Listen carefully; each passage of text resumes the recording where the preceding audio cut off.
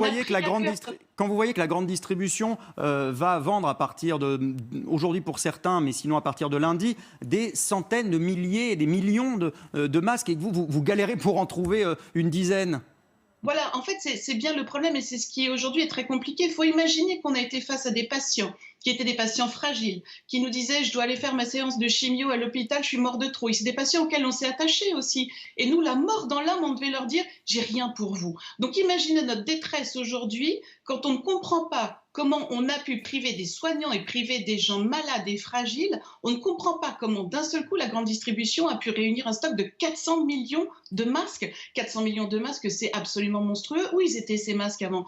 Donc aujourd'hui, la profession ne comprend pas comment, d'un côté, Olivier Véran, depuis des semaines, s'arrache les cheveux avec les masques, et d'un autre côté, Bruno Le Maire et Agnès Pannier-Runacher arrivent à faire un cadeau à la grande distribution de 400 millions de masques. Comment ça se fait que ce n'est pas quelque chose... Alors attention, on ne parle pas de marché ou de combat sur un monopole, ça n'a rien à voir. Il faut juste imaginer que nous, on était dans un dénouement le plus total, un désarroi le plus total, parce qu'on ne pouvait pas donner, il ne s'agit pas de chiffre d'affaires, on ne pouvait pas donner de masques à des gens qui étaient hyper fragiles, et d'un seul coup, il y a 400 millions de masques qui arrivent en grande distribution. Alors vous soupçonnez quoi? Vous soupçonnez la grande distribution d'avoir fait du stock pour le moment où ils auraient le droit d'en vendre et finalement d'avoir contribué à créer une pénurie?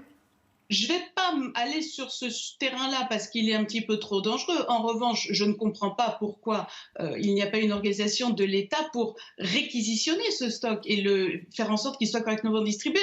D'autant qu'il faut quand même réaliser que du coup, ces masques vont être distribués dès lundi. Lundi, à mon sens, on est encore au confinement. Donc, qu'est-ce qu'on va créer? On va créer un afflux de population dans les grandes surfaces pour aller chercher ces masques. Donc, on va mettre les gens les plus fragiles en situation dangereuse. Il faut imaginer qu'encore, moi, hier et avant-hier, je disais à des orthophonistes, à des pédicure-podologues, à des ostéopathes: non, j'ai rien pour vous. Donc même les soignants qui n'ont pas été prévus dans la dotation d'État vont être obligés d'aller eux-mêmes acheter leurs masques. C'est complètement ubuesque. Sur ces 400 millions de masques, il aurait été logique que l'État en réquisitionne ne serait-ce qu'un quart, les redonne aux pharmaciens en disant: voilà, ça c'est pour avoir un petit peu de souplesse pour les soignants et c'est aussi pour distribuer aux gens les plus fragiles, les plus 65 ans, les gens qui ont des maladies chroniques, les femmes enceintes. Et ça aurait soulagé tout le monde, on aurait compris, et là on faisait notre job. On est bien conscient que... Parce que concrètement, vous n'en avez pas suffisamment. Aujourd'hui, dans vos stocks, dans votre pharmacie, vous n'en recevez pas suffisamment.